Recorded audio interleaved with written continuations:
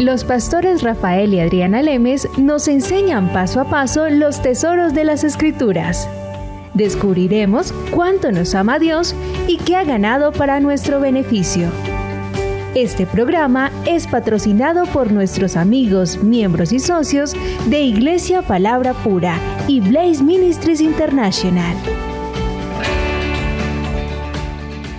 Hola amigos y socios de Blaze, estamos nuevamente Rafael y Adriana trayéndole a ustedes la enseñanza de las Escrituras para que conozcamos más a Jesucristo y lo que dicen ellas acerca de nuestro maravilloso Señor y Salvador. Estamos en una serie hablando acerca del anticristo y empezamos a tocar ya el tema del rapto de la iglesia. El anticristo es la iglesia, la que es la fuerza divina que se le opone completamente 24 horas al día, 7 días a la semana. Desde la resurrección de nuestro Señor Jesucristo, en que Satanás perdió todo su autoridad, perdió todo su poder.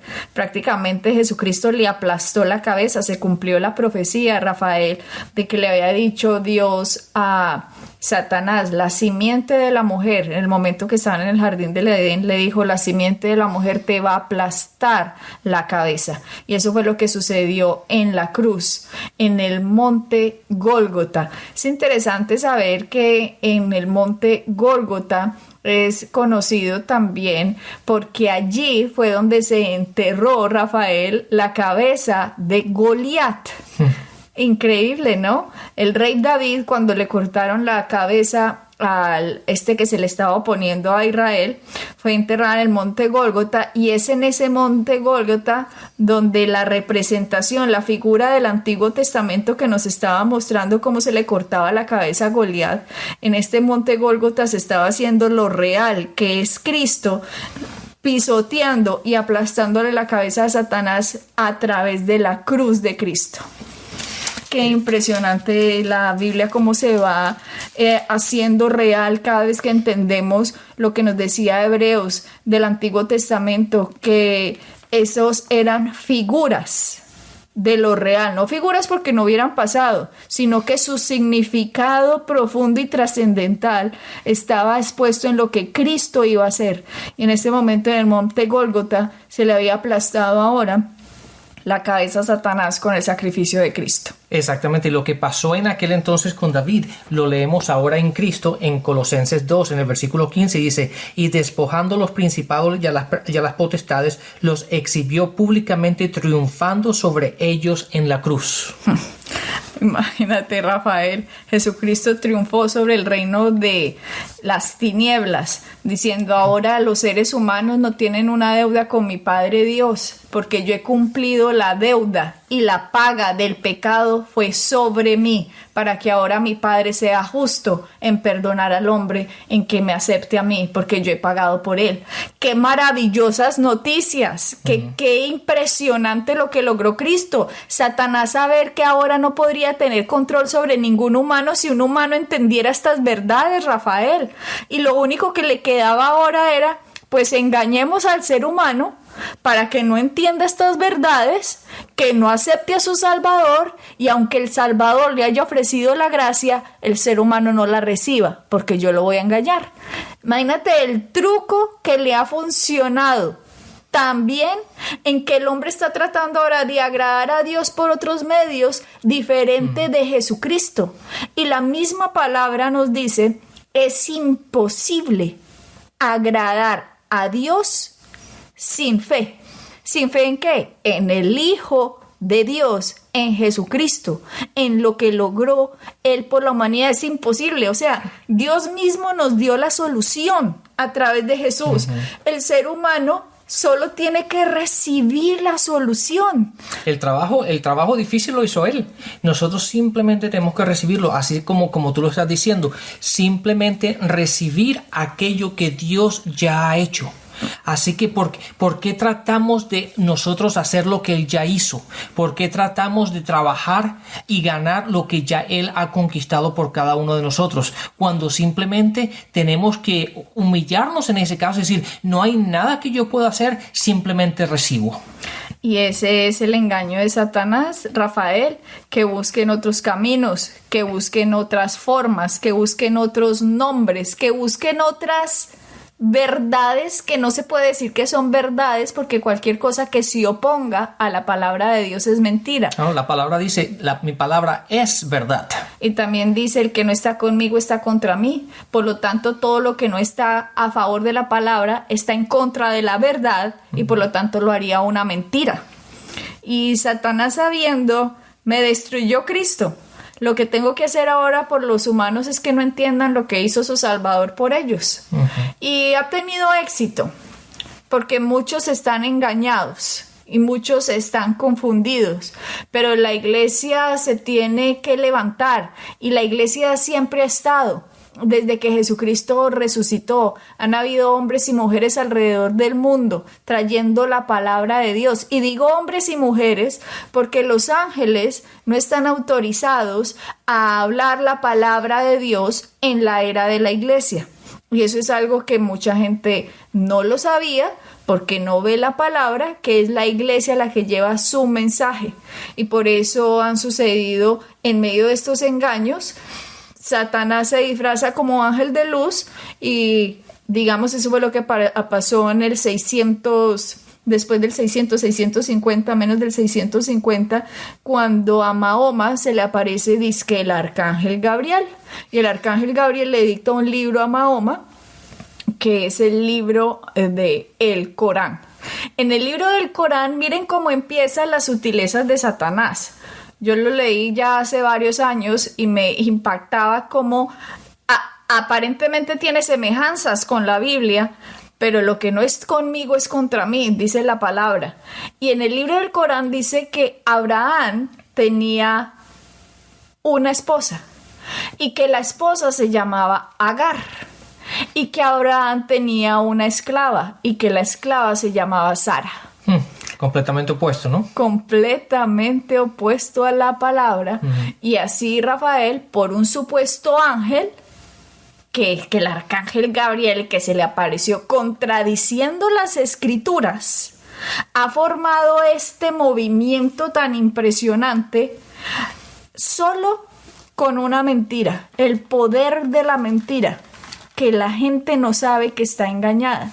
O no vayamos tan lejos al 619, que fue, ahora que recuerdo, la época en que esto sucedió con Mahoma, sino que vayamos a 1823, cuando fue una de las primeras apariciones, supuestamente, que un ángel llamado Moroni se le apareció a un señor Smith a dictarle un nuevo libro, y este nuevo libro era el libro de Mormón, también hablando de Jesucristo, pero que Jesucristo vino a América y una cantidad de cosas, Rafael, en que no se niega, digamos, a Cristo, porque el Corán dice que Jesucristo nació de una virgen. Claro que lo dice de una forma completamente diferente, pero con un twist, con un torcido, con un cambio en la palabra, y la palabra no se puede diluir, la palabra tiene que quedar pura.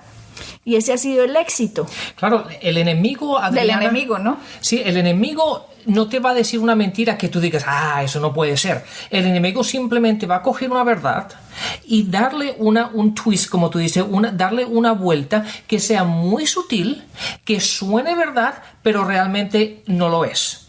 Y así es como ha ganado, y la gente lo sigue. Y así la gente sigue la religión y sigue una cantidad de estupideces impresionante. ¿Por qué? Porque hasta cierto punto son válidos, hasta cierto punto suenan verdad, Adriana, pero realmente no lo son. Exacto, Rafael. Es como decirle a alguien, vea, le leí a alguien esto que me pareció chistoso, les hice este ponqué, cómanselo. Todo el mundo es, ay, gracias, qué ponqué tan delicioso. Pero qué tal que le dijeran, a este ponqué solo le eché un poquito de popó de perro.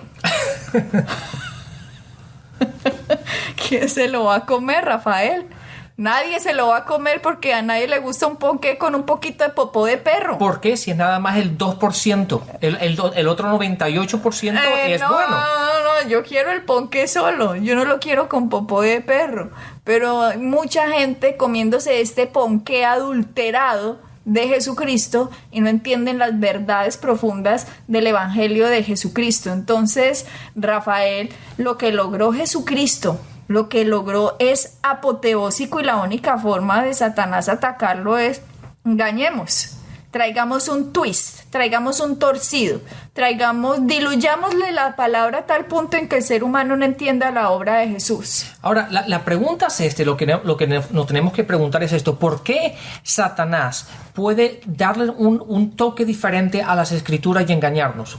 Por el simple hecho de que no conocemos las Escrituras desde un principio. Si nos enfocáramos en las Escrituras, en ser discípulos, en aprender la palabra, en tener la palabra en nosotros, cuando vengamos y se nos aparezcan estas cosas, nos vamos a dar cuenta que la palabra no dice eso. Sí, porque de hecho la palabra dice en Gálatas 1:8, dice, miremos, mas si aún nosotros o un ángel del cielo os anunciare otro evangelio diferente del que les hemos anunciado, sea anatema. Y repite, como antes hemos dicho, también ahora lo repito, si alguno os predica diferente evangelio del que habéis recibido, sea anatema. Anatema es sea un maldito. Está diciendo Gálatas 1, versículo 8, 9. Si Mahoma hubiera sabido esto, y cuando se le apareció lo que se le apareció, si es que se le apareció, que probablemente se le apareció algo, si él hubiera sabido esto, a la primera voz que le hubieran dicho un ángel cualquier cosa, le dice, cállese y váyase de aquí. Si este señor Smith de 1823 hubiera sabido esto, simplemente cuando se le aparezca lo que se le aparezca, porque la palabra dice que el mismo Satanás se disfraza de ángel de luz, le dice, cállese y váyase de aquí. Pero al no saber uno las Escrituras, empieza a recibir cualquier cosa enviada por el reino de las tinieblas y no sabe cómo defenderse. Claro. Lo mismo con la enfermedad, lo mismo con la pobreza, lo mismo con la depresión, la misma con las fobias, lo mismo con miedos, opresiones, depresiones, lo que sea. Claro, y date cuenta que el enemigo no es tonto. Él siempre va a hacer algo de una manera tan supernatural que para el humano le parece tiene que ser Dios. Pero no lo es. Por eso es tan importante. De hecho, la palabra Pedro en el segundo libro de Pedro, en el segundo libro de Pedro, vemos la importancia que él le da a la palabra. Dice, aunque yo lo vi, aunque tú veas algo, aunque sientas algo, aunque tú oigas algo, compruébalo con la palabra, porque si no está en la palabra, olvídalo, porque la palabra es lo que es seguro. Así, ahora que dices eso, me hace recordar en una de las conferencias que estuvimos, una mujer llegó con una cantidad de libros de que le había dictado una cantidad de ángeles que se le aparecía todas las noches en la casa. Entonces decía, y un ángel se llamaba Rafael. Y yo, no puede ser. Entonces me dijo, mire todo lo que me dictó y él me muestra esto y esto es hermoso y precioso. Y yo le decía, no fui yo, pues fuiste tú el que le dijo, mire, cualquier cosa que niegue la palabra escrita, la Biblia, que le pretenda agregar a la Biblia, que le pretenda quitar a la Biblia, no es de Dios. No importa que hubiera sido brillantico, con lucecitas y hermoso, no es de Dios y no puede ser recibido porque nuestra última autoridad es la Biblia. Así es. Entonces, debido a este pequeño paréntesis, digámoslo así, volvamos de nuevo al anticristo.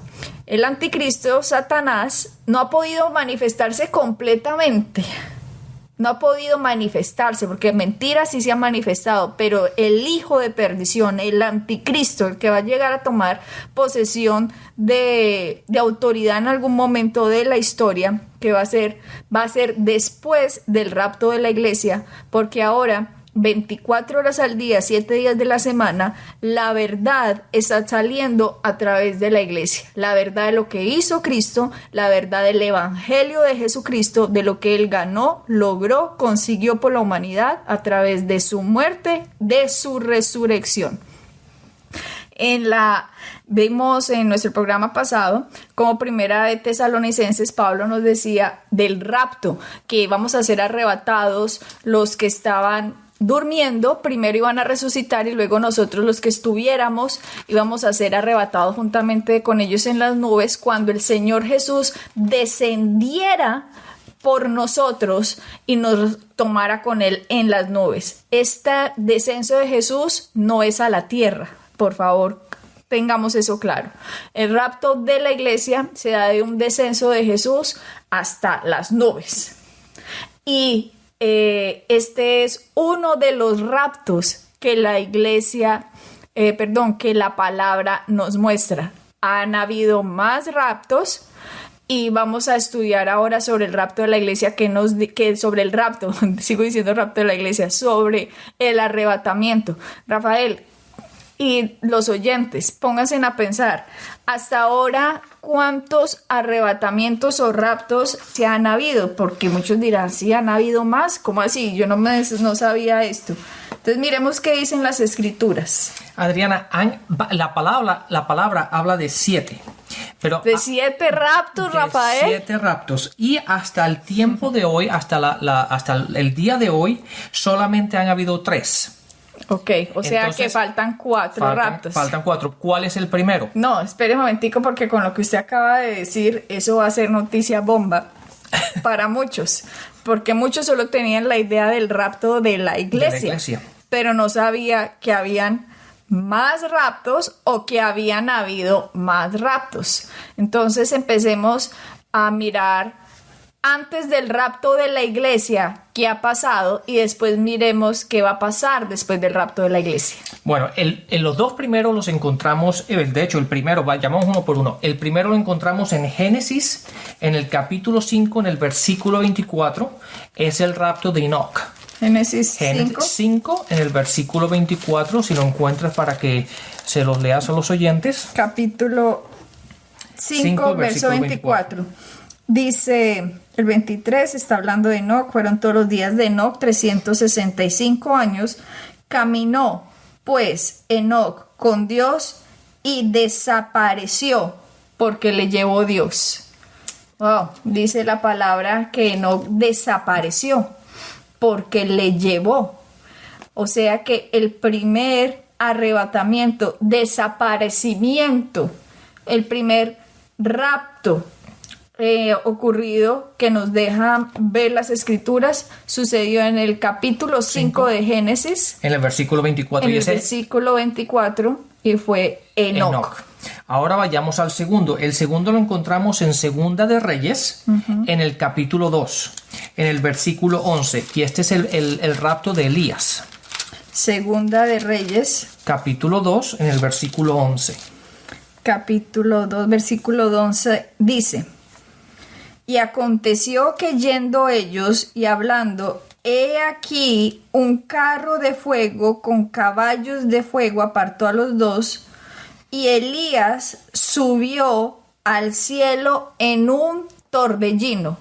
Nos está diciendo la palabra que el profeta Elías fue llevado al cielo en un torbellino. Exacto, entonces aquí fue un torbellino el que se lo llevó. En el primero simplemente Dios se lo llevó y desapareció. Ninguno de los 2 murió. Ahora vayamos al siguiente. El siguiente lo encontramos en el libro de Hechos, en el capítulo 1, y este es Jesús. Seguro muchos decían, verdad, Jesús, ese me faltaba. Algunos tenían a Enoch y de pronto Elías, pero no pensaban que Jesús, aunque él ascendió, es prácticamente es un rapto, un arrebatamiento, fue subido por Dios. Hechos capítulo 1, en el versículo 6 al versículo 11, para que podamos coger todo el pasaje. Bueno, en el 6, él estaba en este momento, después de su resurrección, estuvo 4 veces, estuvo 40 días con sus discípulos. En el 6 dice: entonces los que se habían reunido le preguntaron diciendo: Señor, ¿restaurarás el reino a Israel en este tiempo? O sea, ellos sabían, Israel tiene que volver a ser como Israel. Claro. Pero lo que estaba pasando, que yo no entendía, que nos lo deja ver el apóstol Pablo, que tuvo esta revelación de Dios, que dice Pablo: la revelación que yo tengo de Dios a mí no me la enseñó ningún hombre. A mí la revelación que yo tengo de Dios me la enseñó el mismo Jesucristo. el mismo Jesucristo es hablando a través de las pinceladas de Pablo o de los escritos a las iglesias de Pablo, de qué fue lo que él logró y ganó por nosotros, por la humanidad. Y en este caso, Pablo dice de los judíos de Israel, dice que ellos como que cerraron los ojos o sus oídos al recibir a Jesucristo para que los gentiles pudieran entrar también a formar parte de Dios. Que Pablo dice, qué inescrutable sabiduría de Dios. Pero va a llegar un momento en que el reloj vuelve a empezar para los judíos, vuelve a empezar para el pueblo de Israel. En este momento, la iglesia de Dios está compuesta de todo hombre o mujer que haya aceptado a Jesucristo como Señor y Salvador, sin importar su raza, sin importar su color de piel, sin importar nacionalidad, sin importar si es judío, griego, esclavo, libre, hombre o mujer, dice Pablo, sino que la mayoría de la iglesia está compuesta por gentiles. Obviamente también está compuesta por judíos que han aceptado a Jesucristo como Señor y Salvador. Pero los judíos, Rafael, van a abrir realmente los ojos a quien es el Mesías. A la verdad. A la verdad de qué fue lo que pasó aquí. Cuando el rapto de la iglesia se dé, empieza ahora el clic de Dios para proteger al pueblo de Israel, para proteger a los judíos, para proteger a la descendencia directa de Abraham, Isaac y Jacob, para protegerlos de nuevo a ellos. De hecho, en el rapto que vamos a leer, que es el de Jesucristo, aquí le están preguntando Pedro, Juan, están hablando ahí los apóstoles y le dicen, Señor, ¿cuándo vas a restaurar el reino de Israel en este tiempo? Claro. Y Jesús le responde, les dice en el Hechos 1:7, no os toca a vosotros saber los tiempos, como no se ha metido que esto a usted no le toca. No os toca a vosotros saber los tiempos o las sazones que el Padre puso en su sola potestad.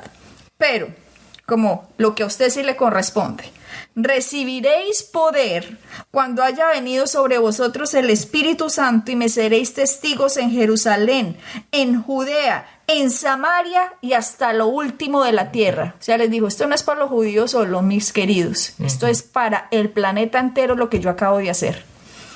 Y habiendo dicho estas cosas, versículo 9, capítulo 1, viéndolo ellos, fue alzado y le recibió una nube que lo ocultó a sus ojos. Y estando ellos con los ojos puestos en el cielo, entre tanto que él se iba, he aquí se pusieron junto a ellos dos varones con vestiduras blancas, los cuales también les dijeron, varones galileos, ¿por qué están mirando al cielo? Este mismo Jesús que ha sido tomado, mira lo que dice, tomado.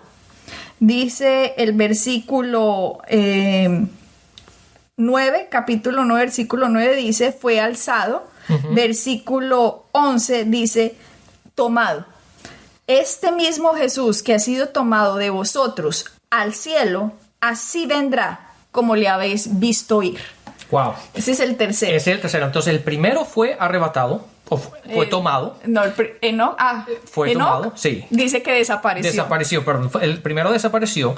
Después fue un torbellino que fue Elías. Y ahora Jesús fue llevado. Sí, okay. Dice que fue tomado, ahora, llevado. Alzado. Exactamente. Ahora, nos lleva al siguiente. Y el siguiente es el que nos corresponde a nosotros. Que de hecho lo leímos anteriormente, en el programa anterior. Y lo encontramos en Primera de Tesalonicenses, capítulo 4, del 16 al 18. Y este es el rapto del cuerpo de Cristo. De la iglesia. Entonces, Primera de Tesalonicenses 4, 16, pues volvámoslo a leer. Este es el cuarto rapto, arrebatamiento, desaparecimiento, tomamiento, exactamente, alzamiento, que va a ser hecho por Dios, pero no va a ser de un individuo sí, imagínate, ahora que digo que va a ser de un individuo, Rafael, nunca lo había pensado así hasta ahora, va a ser de un individuo que va a ser tomado. El individuo es el cuerpo de Cristo. Muy bueno. Hasta ahora lo pienso así. Miremos 1 Tesalonicenses 4, 16 al 18. Porque el Señor mismo, con voz de mando, con voz de arcángel y con trompeta de Dios, descenderá del cielo, y los muertos en Cristo resucitarán primero. Luego nosotros, los que vivimos, los que hayamos quedado, seremos arrebatados juntamente con ellos en las nubes para recibir al Señor en el aire, y así estaremos siempre con el Señor. Por lo tanto, aliéntense con estas palabras. O sea, aquí ya van Enoc, Elías, Jesucristo y la iglesia. Serían cuatro raptos. Pero 3 ya han pasado. Sí, 3 han pasado. Uno va, el que estamos ahora en la iglesia, en el cuerpo de Cristo, ahora este es el siguiente que viene, y este es el que nos corresponde a nosotros. Que es ahí cuando el rapto de la iglesia se da, que aparece el hijo de perdición, que aparece el anticristo. Exactamente. ¿Okay? Entonces, este anticristo aparece. ¿Qué pasa aquí en la tierra? Ya no está el cuerpo de Cristo para predicar, pero ya el reloj de los gentiles se ha parado. Ahora cae la ira de Dios a la tierra. Uh-huh. Pero aún así, Rafael, aún así, aunque es la época de tribulación, es la época en que se acabó como la época de la historia, la era de la historia, aún así 144,000 judíos son levantados por el mismo Señor para predicar acerca de Cristo. 12,000 judíos de cada tribu acepta a Jesucristo como Señor y Salvador, Rafael. Y en los primeros 3 años y medio, después del rapto de la iglesia, estos 144,000 judíos salen por toda la tierra a decir: es Jesucristo el Mesías, es Jesucristo el Señor. Y se van en contra del anticristo, se van en contra de la mentira, se van en contra de lo que él está tratando de montar en un periodo que aparentemente va a haber paz por 3 años y medio. Estos 144,000 judíos predican la palabra de Dios, predican a Jesucristo como el Señor y Salvador, y la cosecha que se viene de la cantidad de gente para recibir a Jesucristo es grandísima. Así que no pensemos que solamente la cosecha fue en estos 2,000 años. Va a haber mucha gente que va a recibir a Jesucristo como Señor y Salvador. Y Adriana, sé que has intrigado a los oyentes en cuáles van a ser los siguientes, pero no vamos a llegar a ello, lo vamos a tener que dejar hasta el siguiente programa. Entonces, en el siguiente programa hablaremos de los tres que quedan. Ok, de los 3 raptos subsecuentes al rapto de la iglesia. Sintonizado con nosotros para el siguiente programa, en el cual terminaremos de explicar los raptos. Bueno. Bendiciones y hasta la próxima. Bendiciones. Pueden bajar nuestras enseñanzas en www.iglesiapalabracura.com y visitarnos en nuestra sede en la calle 21326.